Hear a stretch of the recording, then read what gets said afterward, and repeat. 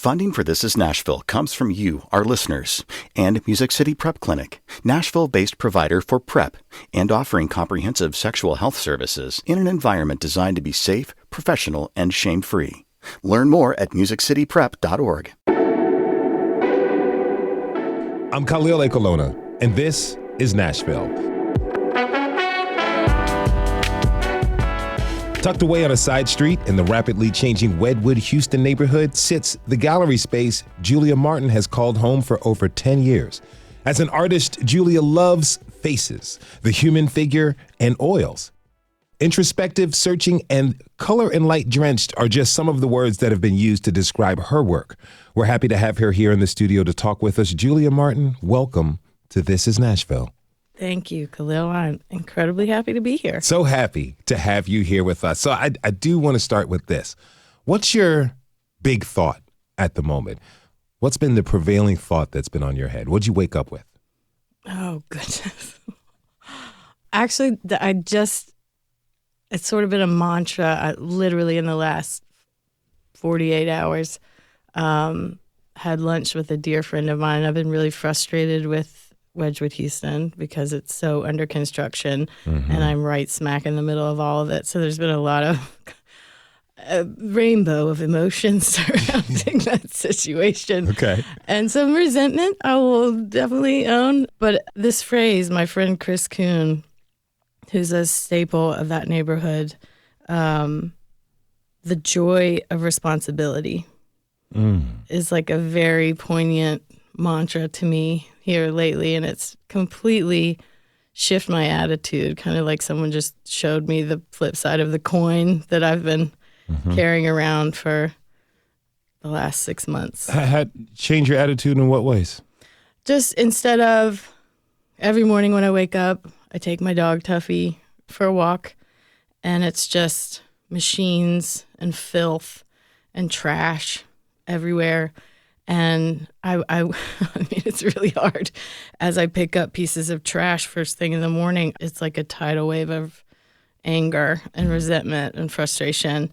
And now I'm trying to turn that around the minute I pick up a piece of trash, there's a joy in this responsibility that I need to not take for granted right now.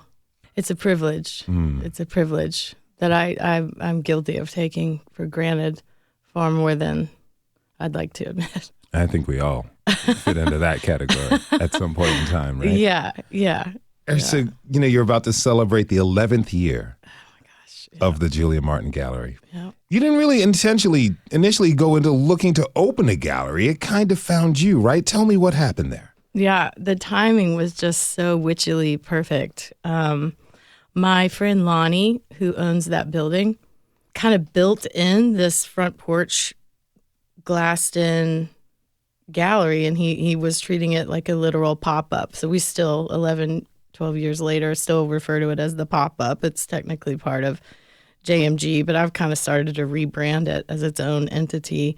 But he had a show for a friend of ours, Shane Kennedy, who was studying at Cooper Union, and I was so excited to just go check that work out. And Lonnie had been overseeing the renovations of the basement, turning it into recording studios, and was kind of living in what is now my gallery, was just sort of a bachelor pad while he oversaw construction.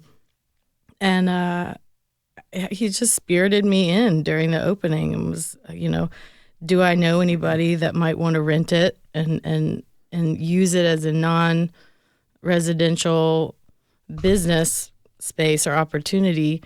But he didn't want any sort of business that would make noise and interfere with recording. It wouldn't mind music coming up through the floorboards, and that's when my wheels started going. As what if I opened a gallery? What if I opened up a gallery? What if I did? And I mean, I've had friends who did it, and I initially kind of thought like a little vanity gallery would just be fun.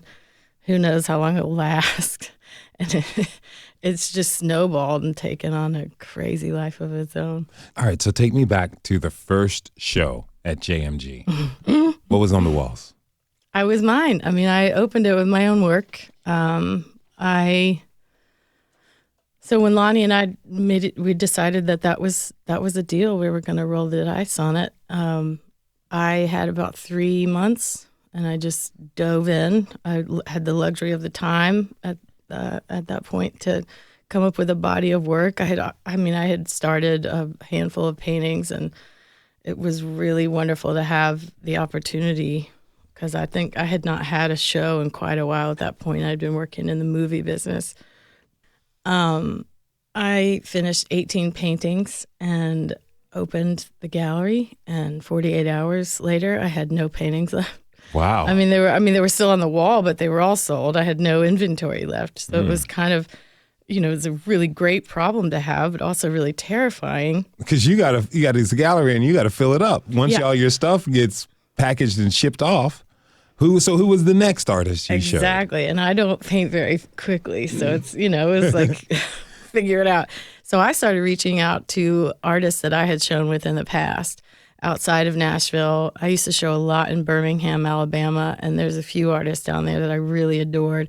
Megan Kimber was the first person I reached out to, because to me she was richly deserving of being much more well-known than she was at the time, and she had a gorgeous show. But I really did. It was a few months, because I was just sort of in shock and bliss about the whole thing and trying to figure out what in the world I was going to do. And, any artist you give that opportunity to needs time, to build up a body of work.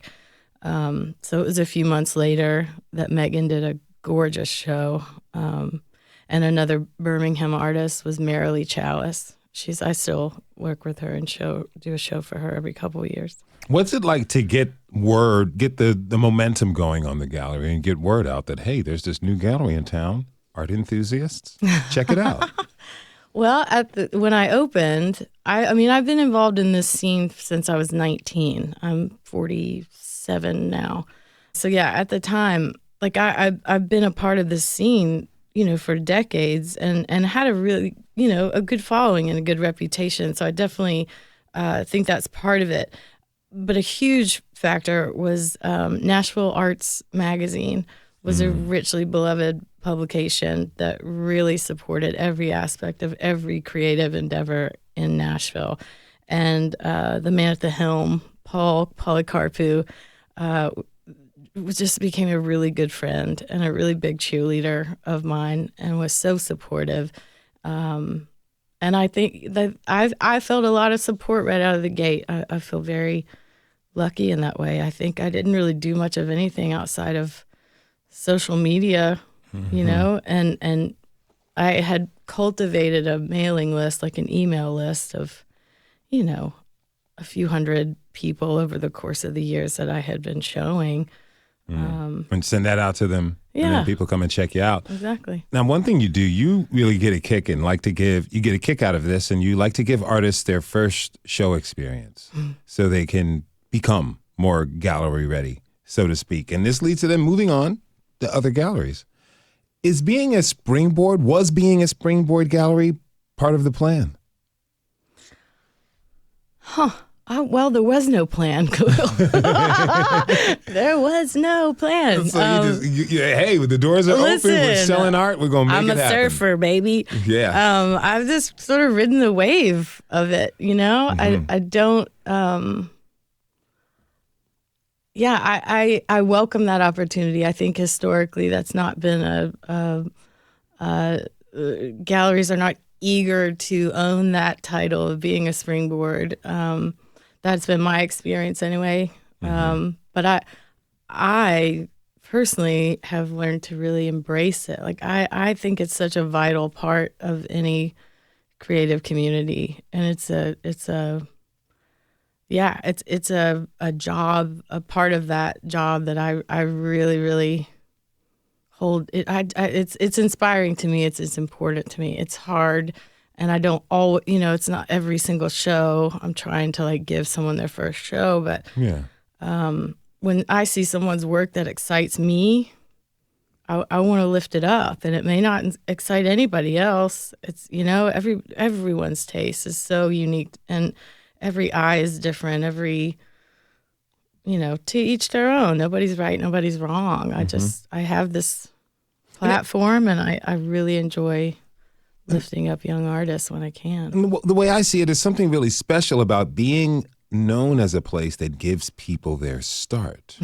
You know, I've been around to different music institutions, some theater places where you walk in and it's a hall of fame. These are the people who got their start here. I think that's important. A lot of times we're focused on the destination, someone on top of the world or their field. It's very important to understand the journey in where those folks started. And that's something that you're providing to artists based off of how you relate to them. I mean, because, you know, it seems like owning a gallery is has to do with building relationships and things. How important are those relationships to the success of the gallery? Oh, they're invaluable. I mean, that whole world is all about relationships. And I think it always has been. I mean, but isn't life? Sorry not to like just broad stroke it like that, but I mean, I'm so grateful for my relationships and friendships. You know, I'm so grateful that this little bridge was built, but it's just a web of those, you know, that exponentially continue to grow and expand every year. And I also think that Nashville's art scene is in such a unique stage where the relationships among all of the gallery heads are so, I feel it, and I definitely make an effort to support, like give it back. There's such a community and supportive spirit among all of the gallery heads in a way that I don't think has ever been the case in Nashville. And not for any derogatory reasons. I think that the market, it was always just so anemic, and competition was so tough that you had to keep your cards close to your chest. And I think one of the blessings of the growth of this city is that each neighborhood is kind of like its own little borough. You know, they're like little micro cities. There's enough for everyone to go around. We all bring something unique to the table. And so it is easy to be cheerleaders for each other and celebrate the tide rising. You know what I mean? That's interesting. You talking about the beauty and the growth that is coming from Nashville being the it city.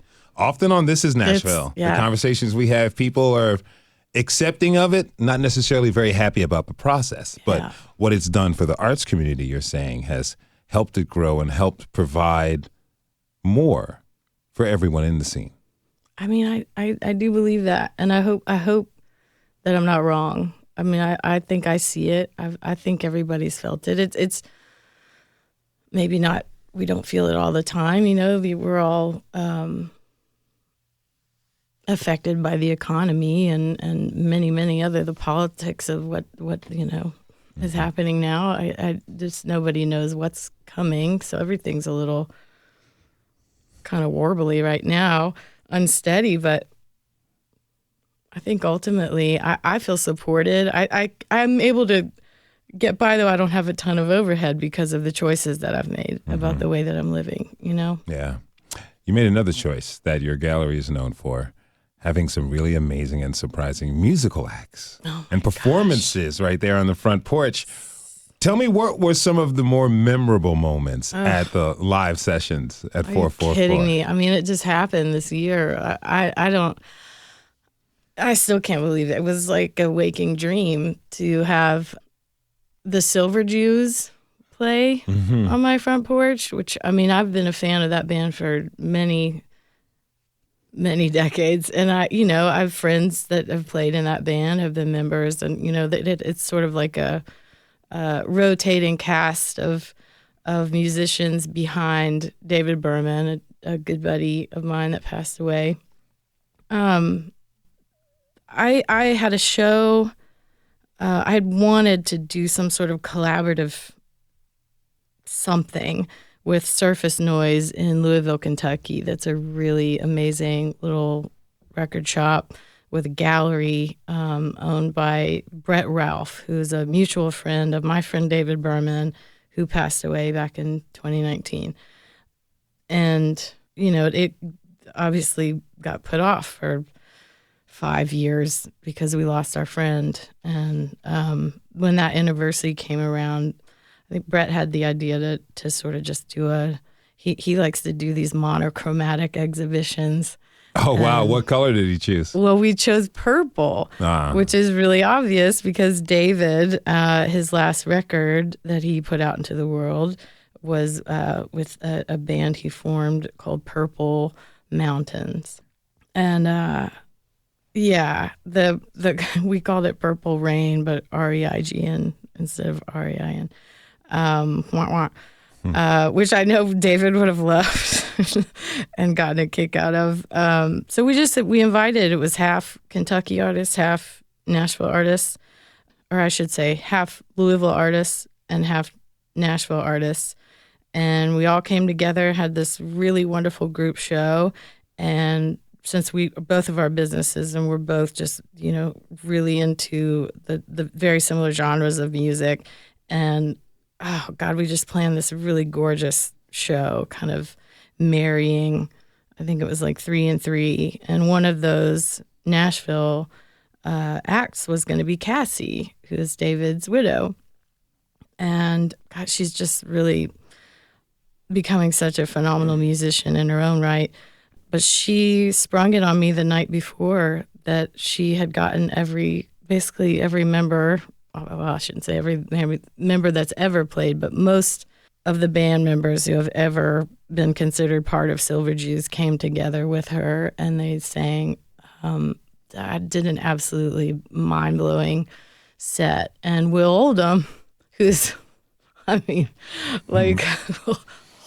holy one of my favorite musicians to ever breathe oxygen, sang 2-3 songs on the porch of the gallery, and I still can't process that really happened. And it was really beautiful. Even being announced so last minute, people drove many, many hours to be there.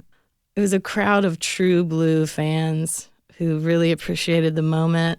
And I laid out a bunch of blankets, and there's just an open field across from me that is about to no longer exist, sadly. And this gorgeous view of downtown that's already in the last week gone because they're building the giant tower for the building next to us. So that view is gone.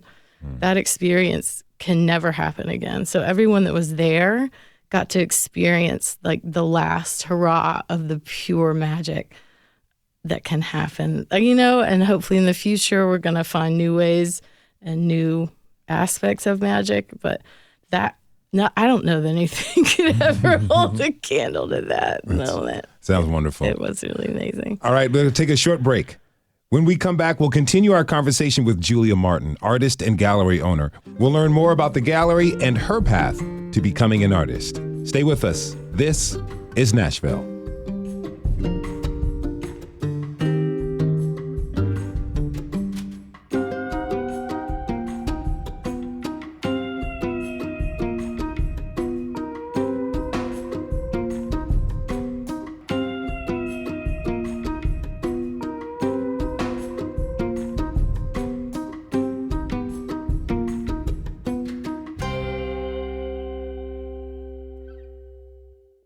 Funding for This is Nashville comes from you, our listeners, and Music City Prep Clinic, Nashville-based provider for PrEP and offering comprehensive sexual health services in an environment designed to be safe, professional, and shame-free. Learn more at musiccityprep.org. I'm Khalil Ekulona, and this is Nashville.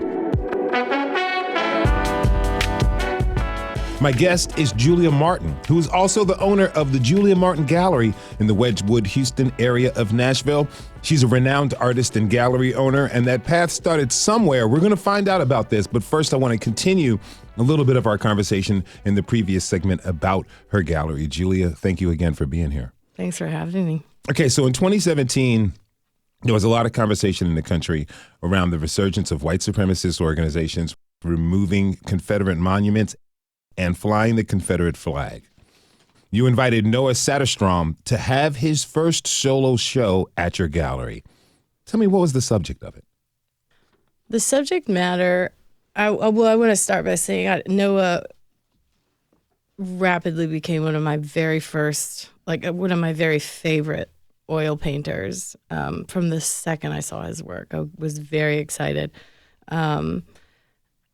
He pitched me an idea for an exhibition that he had already been exploring, kind of unearthing the history of his family's lineage, which traces directly back to a very large plantation in Mississippi, a small town at the time called Shubuta, which, to my knowledge, no longer exists. But at the time, had the most lynchings per capita of any, Civil War city in the South. That's my understanding.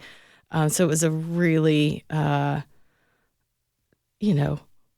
uncomfortable history to come across in researching his own family. And true to Noah's spirit, he could not go there.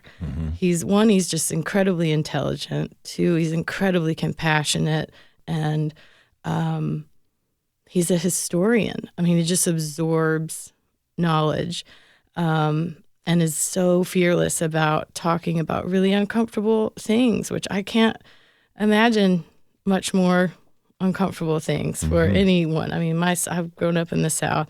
There's a lot of uncomfortable history within my own family, and I think it's why I felt really drawn to providing a platform for that story for Noah.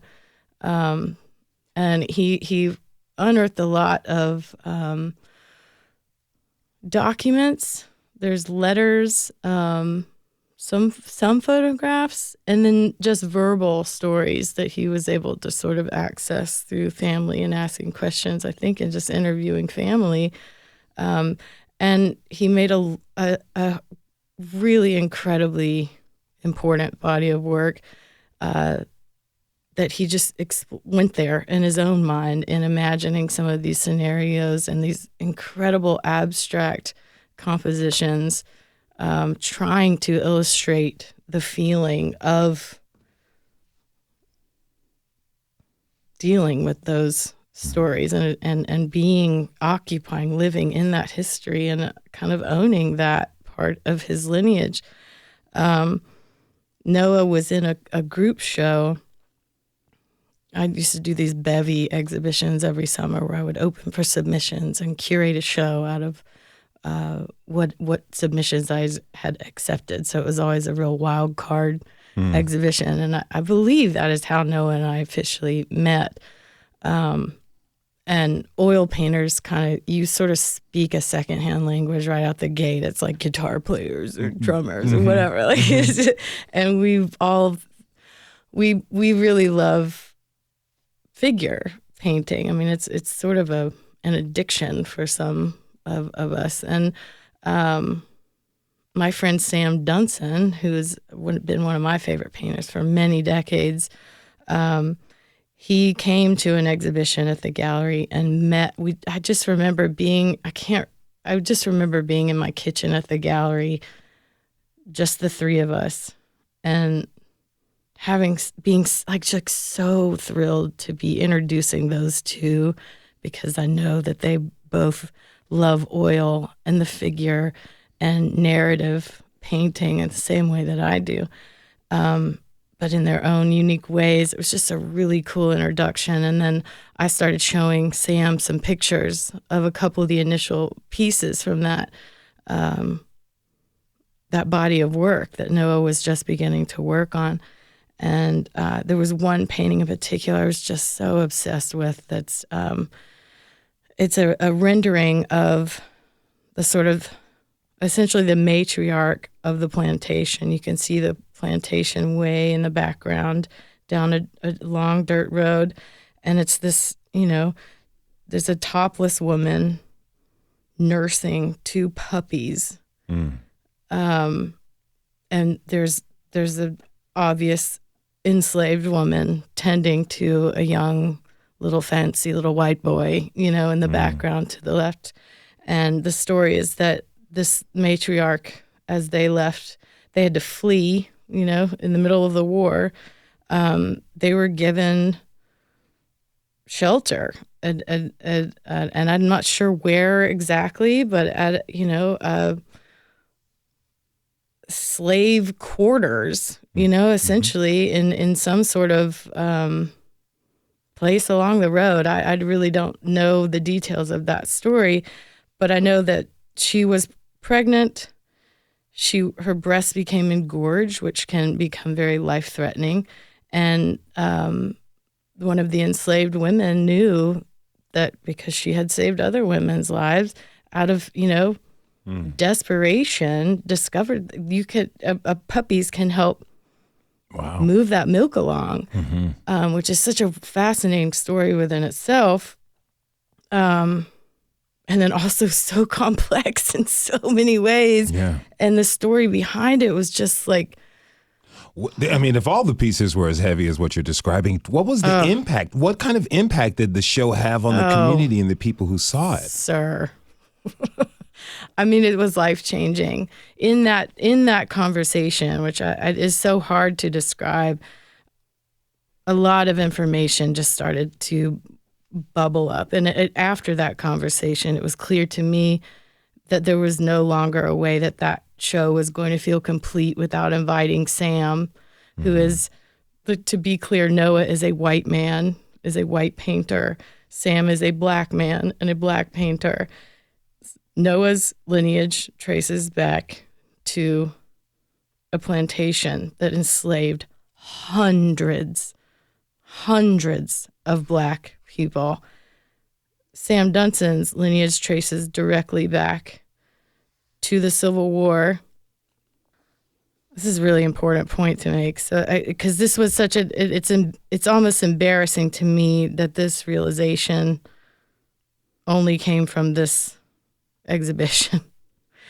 That if you're a white man in America, you can trace your lineage beyond the Civil War with relative ease because there's documentation.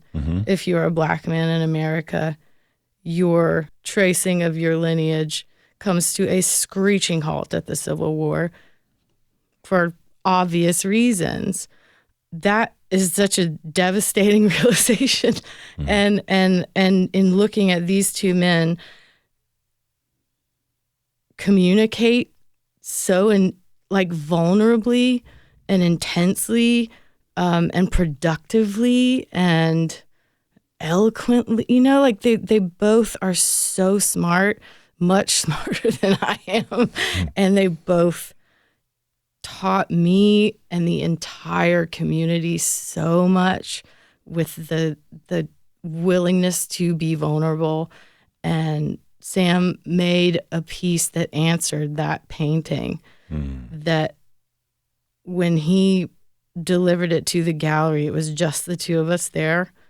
And when he uncovered it in the gallery, it's the only time in my life that my knees gave out. Like I literally hit the deck, and he kneeled down with me next to me, and we both just cried. Can you describe that piece for us? It is the likeness of the woman. This just is so wild to me, how many paintings that I love of his that I now know are based on the likeness of his incredible wife. But even she couldn't be in the same room with this painting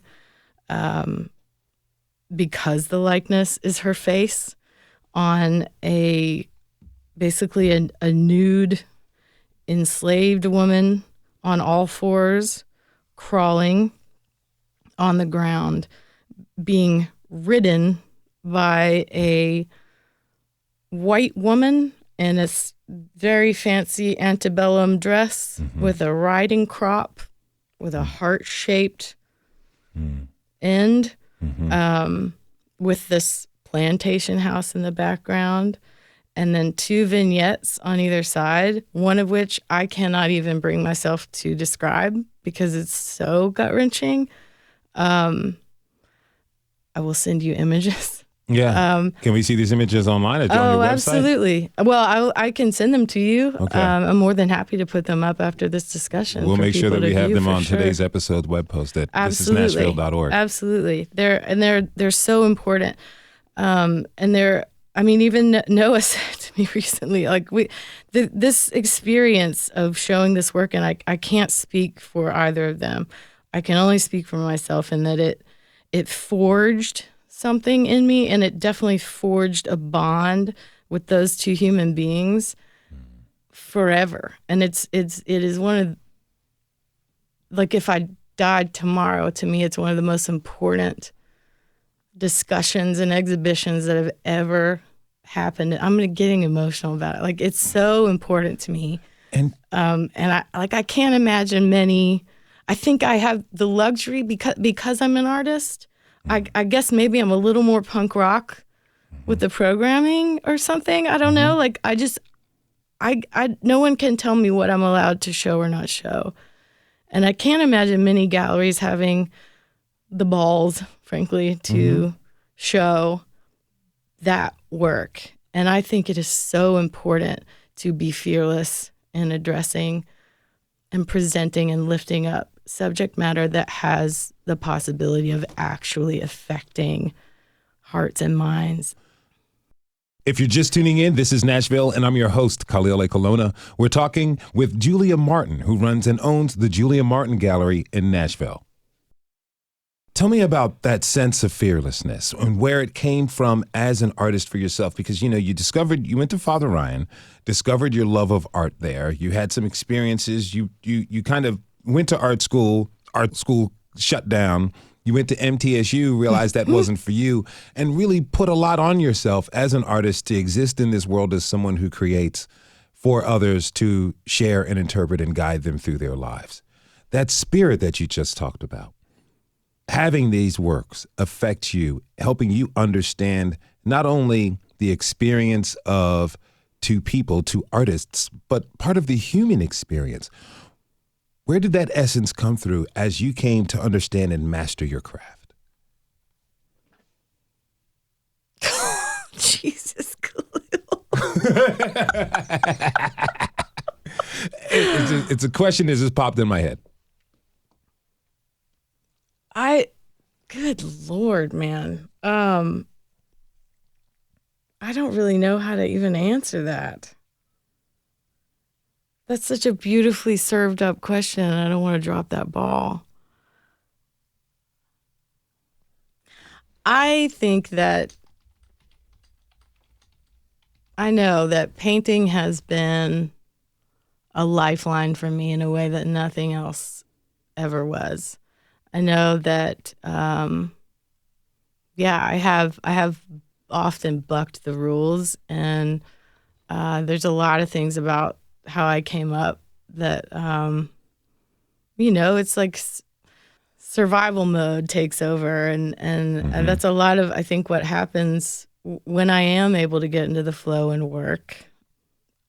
I work very intuitively, and I don't really know what's going to come out, and I'm as surprised as anyone at the finished product, but they're always very emotive. They're very, because it gets physically violent and emotional and joyful and all the things when I work. It's just a tornado of sometimes.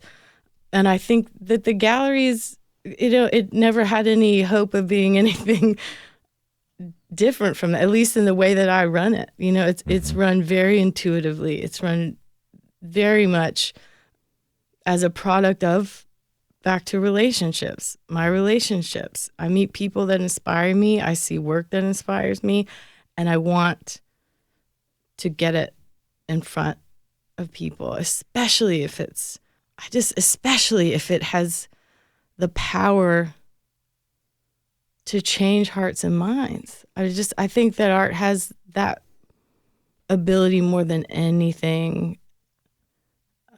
Because I don't care where you come from, what your walk has been through this world, anyone, upon viewing a work of art, there's a split second where you are so completely in your child.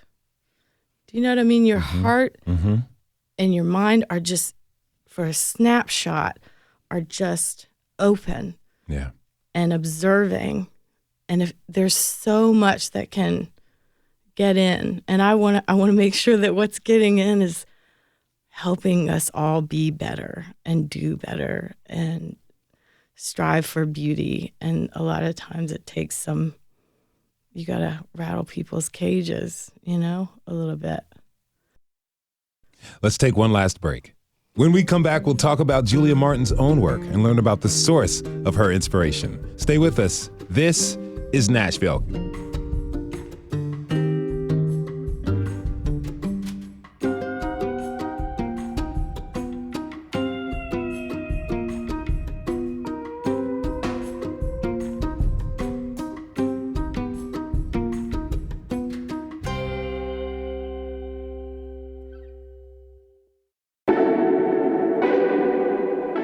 I'm Khalil Colonna, and this is Nashville. I've been talking with Julia Martin, artist and owner of the Julia Martin Gallery. We learned a lot about the gallery and what it serves. We also learned about the power of some of the art that Julia showcases there. Now let's talk to her about her own art and the process she uses when she's creating. Julia Martin, thanks again for being here. Thanks so much for having me. Yes, and also you have Tuffy, your dog, with you. Oh, my goodness. He is adorable. Never leave home without him. That's right. Okay, so you've been showing your work for over 2 decades and operating this gallery for now going on 11 years pretty soon. What's the most difficult part about being an artist while running a gallery? Because I feel like you have to be in your creative mind, and then the gallery is a business. You got to pay rent, you got to pay bills, you got to pay utilities, and probably pay yourself. How do you split those two? Gosh, can you tell me? Can somebody please teach me? I don't know. It's been again, like going back to, I keep coming back to it. Thank you, KK. The joy and responsibility. It's hard, I will say. Like I'm learning now after it's been a few years without having like designated studio workspace. Like people confuse the term studio with gallery a lot. Mm-hmm. I find. So to me, in my definition, studio is where the sausage gets made. The gallery is where the sausage gets displayed. I have been without studio, like actual dedicated studio space for about 4 years now. Okay. Which is really frustrating, and I've found ways to. I always call it the go-go gadget studio situation. I have a really wonderful carpenter. I call him my fairy god carpenter. You know who you are, who helped me design this wonderful cabinet in some sort of dead space behind the front door that I can spirit everything away into when it's time to be gallery. And that works to a point, and I can't really get in the flow. And so I kind of, this year I gave myself permission to just sort of not be concerned about having a big solo. I usually try to do a solo of my own work every December on the anniversary of the opening of JMG. But I'm usually a complete psycho at this time. I mean, by the time this yeah. like, I mean, literally this week, I would be shaking, not sleeping. I would be missing emails. I would be up all night. I would be obsessing and probably also having a blast working on, finishing up paintings and getting everything framed and trying to get, I notoriously and I get on to other artists for doing it all the time. If you work in oil, obviously it takes a while to dry. Please don't ever bring me wet work. But I have the luxury of owning the gallery, and I always, little dirty secret, always have at least 1 or 2 wet paintings on the wall. But I really loved letting go of that. I realized I'm the one putting that pressure on myself, and I'm going to decide to not do that this year because it's been a hell of a year for all of us. And I'm really excited about the December exhibition that's coming up, actually. Will Morgan Holland, looking at you. But it's hard, and I know that my work is suffering because of it. And I think that the giving myself that freedom also came with, there's a possibility that I'm going to find out literally on Sunday whether or not I got this studio space downtown. Okay. Which I'm extremely excited about. There's a studio program at the downtown Presbyterian Church that I have just found out that I think I might be acquiring one. Well, let's hope I'm you do. really excited. All right, so let me ask you this. Let's say that, the good fortune that helps you acquire this studio space. How will this time off change how you approach your work? I mean, I hope I'm not being too naive about it, but I am anticipating a tidal wave of so much work. One, I have probably 15 started paintings right now that I cannot wait to dive back into and finish. But I also have this incredible scope of ideas that have just been shelved for so long that I cannot wait to just go swimming in all of it and just be able to explode it all into one room and make a mess again and really nurture that part of my life that I feel like has been sort of strangled for literal years now. You said something. You said go swimming in it. This vast ocean of creativity. What inspires you to create something? Oh gosh, I don't know. I really don't know. Where does it come from? You just do it. I don't really know. It's such a compulsion. It is the most rewarding feeling I've ever experienced. I don't know. It's almost feels like it's a vessel. It's a channel from something higher. I always kind of refer the most comfortable definition of my own spiritual beliefs that I've ever been able to verbalize was like I definitely believe in a higher current. Big fella and I had we had the incredible conversations about that.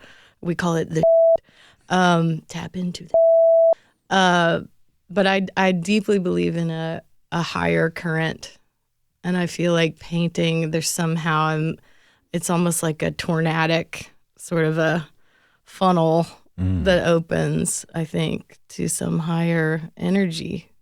I know that sounds so woo-woo, but I do, I think that I don't know how to describe it. There's I like how you described it. Two things. One, personally, as a creative person myself, I don't discredit the woo-woo. The woo-woo is responsible for a lot of things. Listen, I'm down with in life woo-woo. and a lot of great things. Yeah, me too. Me too. and also it's a part of that creative process. We all come to it differently. A friend of mine recently said about creating music that, hey, you're just checking out something from the Universal Library and taking it and sharing it with us. The fact that it's new is because it's coming from you. Oh, I love that. But all this, all thought, all creation has already been there. People can say, oh, that's existential, metaphysical, and woo-woo. But again, the existential, the metaphysical, and the woo-woo are the reason for some of the greatest creations we have experienced. So I don't discredit it. I actually honor it. I do want to ask you a little bit of particulars about your work. You are primarily a painter. You were telling us that you love oil painting and that sometimes, don't tell anybody, you put a wet painting or two of yours on the wall for a show. What other mediums do you work with? During COVID, I really enjoyed exploring all sorts of I'm so sorry to everyone who's ever had to listen to me preach about wax pastels. There are these water-soluble wax pastels that I am obsessed with, and I think they are the most beautiful gateway drug for anyone deciding to tap into their own creativity. Reach out. I'll tell you all about them. But I really enjoyed playing with markers and wax pastels on paper, which is not something I had done a ton of in the past. But I also, the one thing that, and I don't know if this new space will afford me I can't see why it wouldn't, but I love woodworking, and it's something that is really, it's hard to find space to do it. And that's something I've had to put way on the back burner, but it's something that started to ignite really big time in me a handful of years ago, and I've little baby steps and played with it here and there, but I've like hoarded these weird little pieces of wood that I can't wait to start hacking on and like unpacking all of those tools and chisels. And I have this it's sort of like a Dremel on steroids that I really miss playing with. And you're just going to create what comes to mind. I am I'm just going to be all over the place. Because this the way that I work is I have easily 5 to 10 pieces going at any given time. And there's always sort of a stopping point or a pause point on any piece that it feels, you just know when to put it aside. Because there's some magic happening there, but it doesn't feel quite finished. So that goes off the easel, off the chopping block, and then on to the next one, Okay, I like that. So, there's a question that we wanted to ask you, but we didn't want to ask it because it's kind of cliche. It's like, what do you do when you find a artist block or a writer's block or a musician's block? But it sounds like you kind of avoid the blocks because you've got 5 or so pieces working, but you know when to stop on one. No, sir. Oh, okay. I do not avoid the block. That's not please do not let me give you that impression. But can I please tell you this really cool thing this is one of the things I'm most excited about in having a studio space now. We all take a million photographs. We all have hundreds of photos that we have snapped, especially if you're a visual artist, that are just hanging out in your photos on your phone. That you're like, you've either screenshot something that was inspiring or took a photograph of this, night sky, or so who knows? I decided to sit down and go through my phone and pulled, it was over between 400 and 500 photos. Wow. Out of I don't even know how many years, and finally harvested them into an album, went through that album, and then culled around 250 or so of those into a file that I had printed as actual little 3x5 photographs that I have in their own little box now. And I'm going to treat them like an oracle deck when that happens. When I get stuck, and I'm just going to like blindly pull one and treat that as like, all right, this is today's inspiration. I'm just going to go to town, whatever happens based on this image. So maybe I've hacked it. Maybe I actually have hacked it. That sounds like a wonderful plan. I don't know. We'll see. What new themes? Well, let me ask you this. I only got a couple minutes left. You've been a Nashville institution for some years. Okay, now. Look, I'm going to give you those props. Institution. We give people their flowers here at This Is Nashville. What do you envision for the future of the Nashville art scene? Oh, goodness. Well, to quote my buddy Lane York, who I lovingly refer to as the godfather of the Nashville art scene, we'll all just be sitting on a rooftop somewhere smoking cigars, and really, really just lavishing in peaceful, joyful success. I love it. Julia Martin is the owner of the Julia Martin Gallery in the Wedgwood, Houston area of Nashville. She's also a phenomenal artist herself. Thank you so much for taking this time to talk with me. I really appreciate this. Ditto. Thank you so much. And thanks to you for tuning in this hour. This is Nashville is a production of Nashville Public Radio. Today's episode was produced by Mary Mancini. It was directed by Tasha A.F. Lemley. Our technical director and board operator is Liv Lombardi. The masterminds behind our theme music are Larange and Namir Blade. You can listen back at thisisnashville.org or wherever you get good podcasts. And the conversation does not end here. Comment and tell us what you want to hear from the show by leaving us a message at 615-751-2500. You can also find us on Blue Sky and Instagram. And for now, you can still tweet us at This Is Nashville. This is Nashville. I'm Khalil Ekalona. We'll see you tomorrow, everybody. And be good to each other.